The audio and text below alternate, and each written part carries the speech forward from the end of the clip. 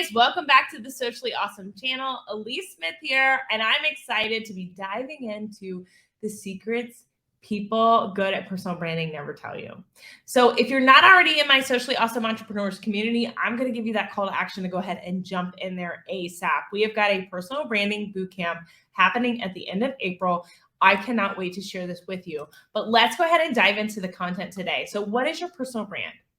Your brand is what people are saying about you when you're not in the room, right? That is a quote from Jeff at Amazon, y'all. He is, come on, who has not ordered from Amazon? Like, if you can't take success clues from Amazon, then what are you doing, right?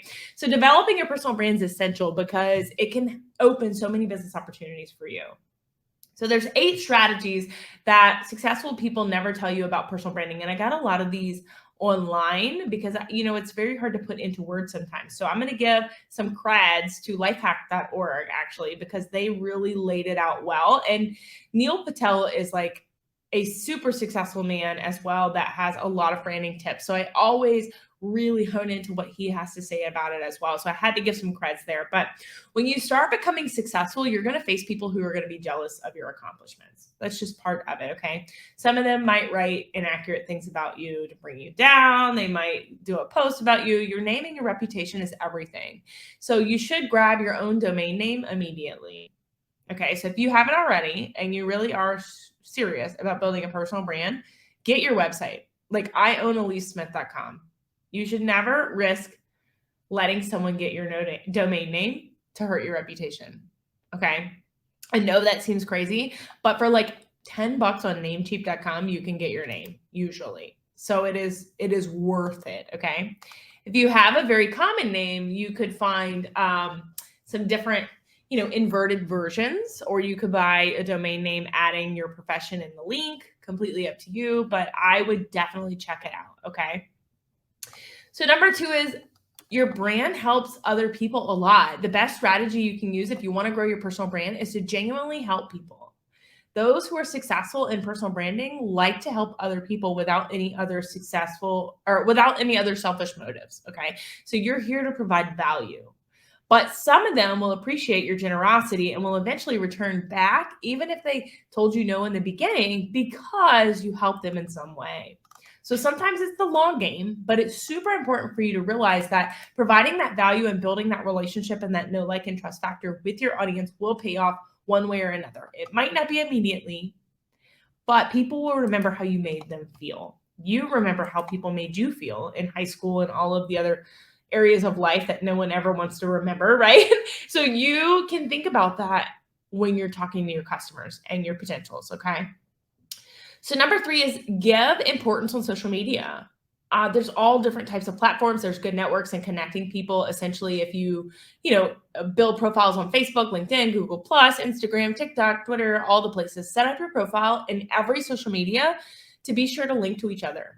Okay. Even if you don't choose to manage them regularly, I highly recommend that you pick 1 or 2 that you focus on and niche in, but I would own all of them because it won't harm you at all to just own the domain name, the search results. Okay. So you might be thinking that managing a lot of different social media profiles can be exhausting, and it can be exhausting. It can be time consuming, but that's where you'll use a tool. And I have a recommended tool that I'm going to drop. It's called My Go Cards. You can do everything on that thing. Like, you could schedule your personal profile. You can do reach outs, DMs, friend requests, all the things. But I would highly recommend you grabbing that, okay? And then number 4 is use smiling photos in your social media profile. All right, so people want to connect with you, and they connect with smiles. It's easy to implement and create an emotional connection if you're smiling. People buy from people they know, like, and trust. Smiling can make you look more friendly, can speed up that connection. Have you ever thought why being around children who smile make you smile? Think about that, okay? So number 5 is people are living their brands. Your brand is so much more than just what you say about yourself. It's a symbol, a feeling, a sound, a tonality, much, much more. It's emotion you create for your customers. So people who have built successful personal brands are ones who totally believe it will teach what they wanted to teach, okay? They're not only talking the talk, but they're also walking the walk. They're showing the example to their followers. Number 6, you can leverage content marketing. So I know I am rushing through these, but y'all, this is some good stuff. Save this episode wherever you're watching it, download it if you're on the podcast, but this is some good jug, okay? They leverage content marketing.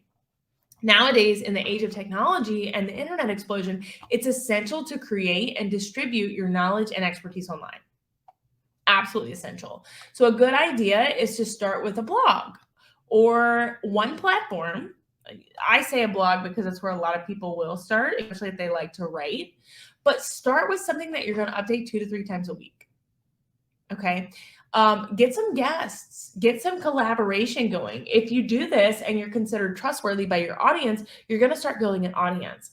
This audience is going to help you spread your content. That's going to boost your brand. Okay. Number 7, use guests to build your brand. So this is something I just touched on, but try to collaborate with other people. You can do collaborative TikToks, Reels, blog posts. You can have a guest trainer come in your group. There are so many ways. Okay. So many ways that you can do this. Number 8, build a relationship with influencers. So contact people who have a large audience. Try to find ones that are micro influencers that are connected. Influencers are extremely busy and helping them isn't necessarily always on their first priority list. But if you can connect with a micro influencer that has a very engaged audience of your ideal avatar, you could really leverage that audience and come up with a way that you can help them as well. So if you have high quality content that offers people value, without that, influencers aren't going to want to share your work. So come up with some high quality content that is valuable to their audience and yours, and then help the influencers. Okay. Some ways that I've seen people help influencers, they'll go check their links. Okay. They'll point out any broken links. They'll check out their blog and find something, a bug or a problem or a way that they can help that influencer. And in return for that help, the influencer will give you a shout out. Leave some comments on their posts or their blogs, links to their articles, interact with them, help them boost their content so they'll want to work with you. I've seen this in action. I've seen people do this. It does work. It takes time. You have to go out and seek them, but it does work. Okay. So really consider this when you are looking at how you can help people and how you can grow your branding. Okay. So you should have in mind that building a personal brand takes time, but how much time? Y'all, it takes as long as it takes. It's a contagious process. It's not a one-night stand. And a lot of people think that it happens overnight. It does not. Okay. So if you are looking to build a strong personal brand, you're going to have to give it quite a bit of time. And until you narrow down and niche down to the ideal avatar, it's going to take even longer. So do the work to discover who your avatar is before you build the audience. This is going to be key to helping you build a successful audience from the beginning. Okay. So as always, if you're watching this or listening on the podcast, take a picture, a screenshot, post it in your stories and tag me. I will give you a shout out. To my audience. That's one way to help you build your own audiences and to get in front of other people's audiences. If you're not already in the Facebook community, make sure you do that. It's in the show notes below. Please leave a podcast rating if you're listening on the podcast. We absolutely adore having those reviews, being able to read them and really connect with our listeners. And it helps us provide more valuable content to people. So until next time, guys, make it simple, make it social, and make it awesome. Thanks, guys.